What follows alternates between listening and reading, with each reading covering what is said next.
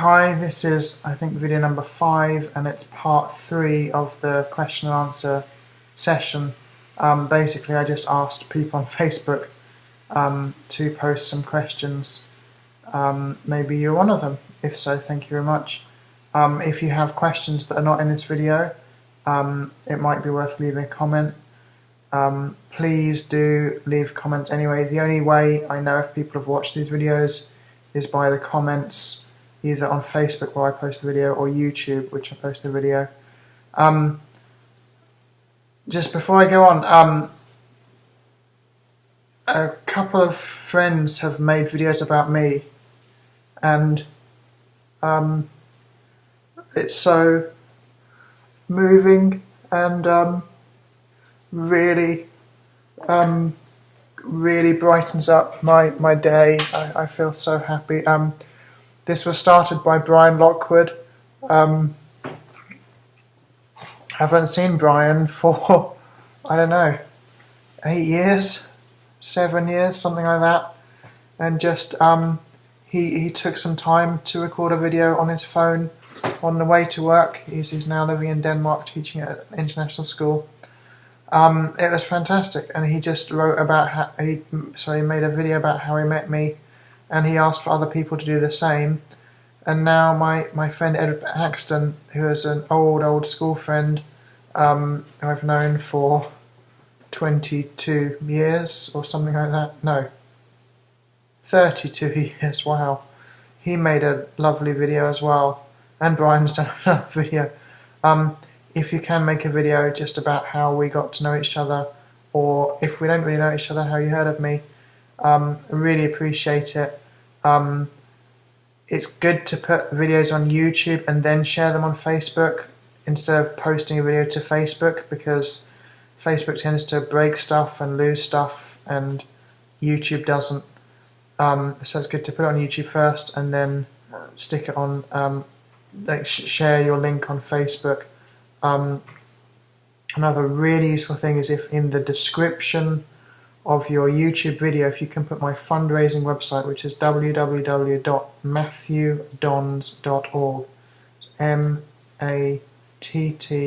MATTHEW, and Dons is D for Delta, O for Oscar, N for November, S for Sierra, and you can put .org, although actually .org, .com and .net all work. When you put that, it's really important to put the letters HTTP and then a colon and // That makes it a clickable link. If you don't put that, then people can't click the link. They have to copy and paste it, and most people won't do that. So continuing on from the second Q&A thing about don't fall if you have cancer, or if a friend has cancer, a family member has cancer, don't fall for these so-called alternative treatments, because there's absolutely nothing in them at all. They're all nonsense. And you don't need to understand about the science of cancer or the science of alternative treatments, or the pseudoscience of alternative treatments rather, to understand that. All you have to do is look at the results, and there are no results. There are no results for alternative treatments to cancer. You might think, well, there's lots of anecdotal evidence. You hear these people saying, I cured my cancer by following a certain diet of organic grain-fed beef or something like that. No. If you look carefully at those people's stories, you'll see holes in the stories. Now, I can see them instantly because I've studied cancer basically all day, every day for the past 3 months since I got diagnosed. I do know what I'm talking about, and I have a scientific and technical background. I studied mathematics at university, so I can tell fake statistics when I see them, and most stats are fake, or at least are presented out of context. All you have to do is look at the numbers. Now, this is a kind of, I'm going to give a tangential example, so like a related example. Some people will say, oh, using mobile phones gives you brain cancer, and we've got all these mobile phone transmitters around, and that must be giving lots of people brain cancer.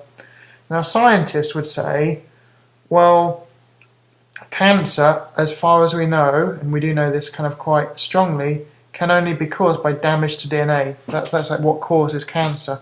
Now in your body, your DNA is getting damaged all the time. The reason why humans are one of the toughest, most amazing creatures on this earth is that our body is so good at destroying cells that have damaged DNA. For some reason that seems to go wrong with cancer.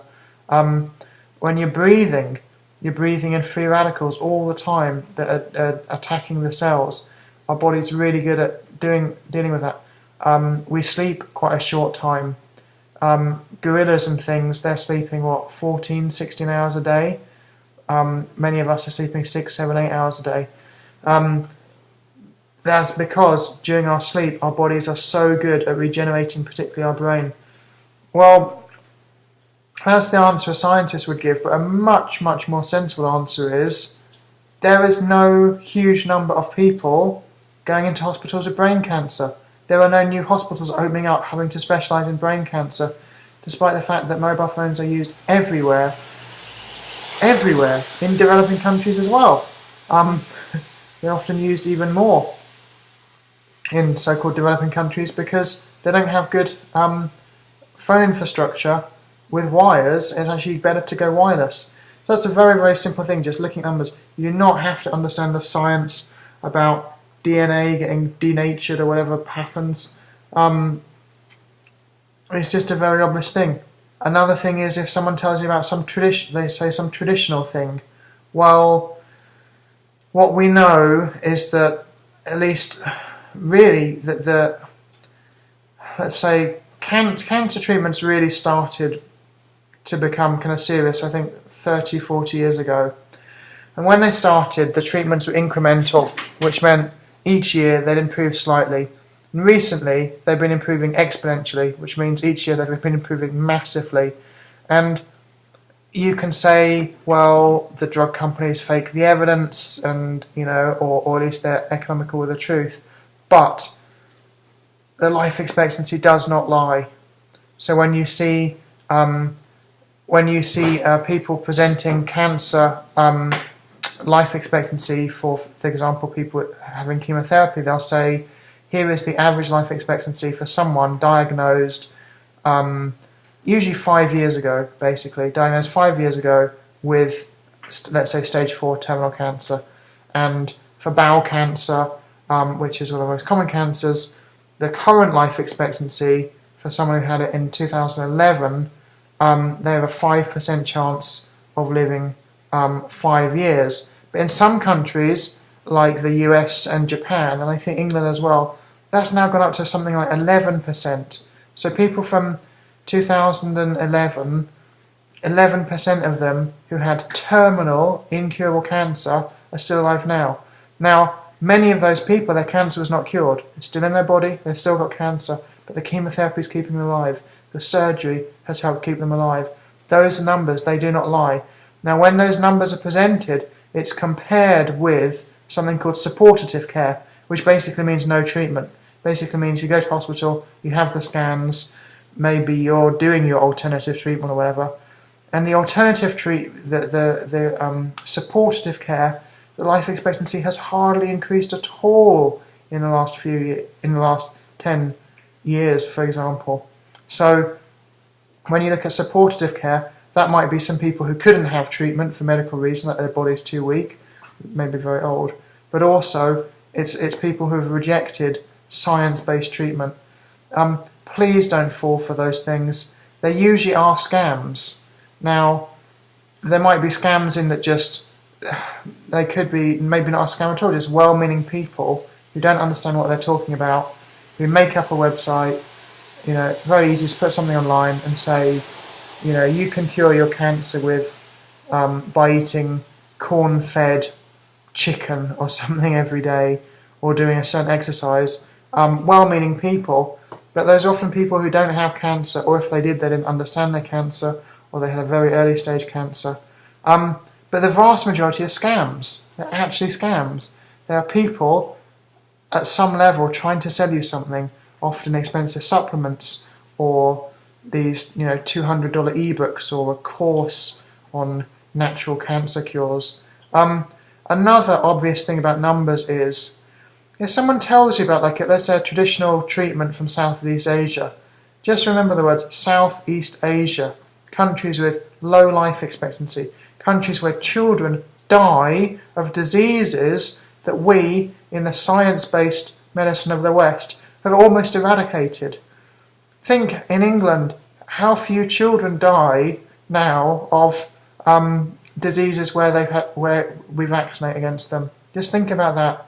When my parents were children, kids would die of these things: whooping cough, diphtheria, tetanus.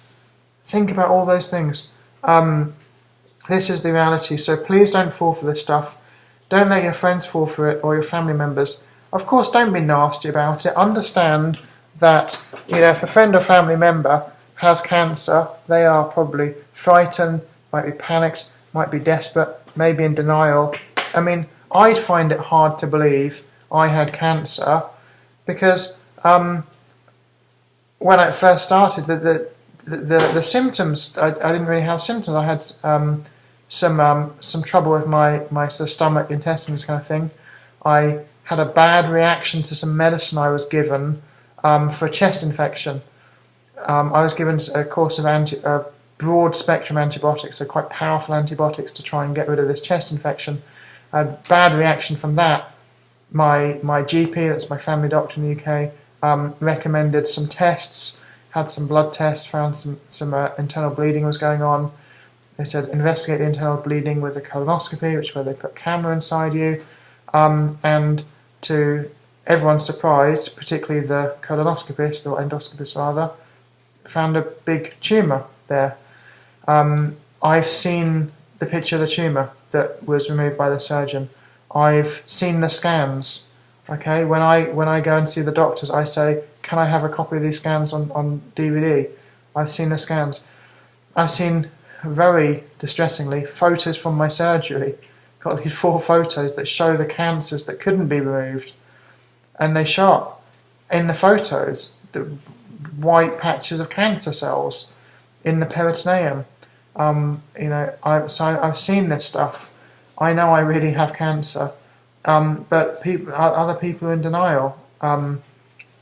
Obviously, when I first told people, many of them couldn't really believe the cancer was such a late stage. But because I am relatively speaking, quite young, cancer does tend to spread faster when you're young. A tiny bit of good news is cancers that spread fast tend to react well to chemotherapy. Not always, but tend to. Okay, so please, if you do have friends or family members, or if you find out you've got cancer, stay away from the woo-woo Mickey Mouse treatment. Stay away from the anti-chemo stuff, because a lot of people say chemo doesn't work, chemo causes cancer. It is true that chemo can cause cancer. It can cause other cancer in your body. That's absolutely true. Depends a lot on the chemotherapy. In countries like Japan, it's almost certainly not true, because Japan is a world leader in management of chemotherapy. That's why the outcomes here are so good. That's why the side effects are so minor here. I've had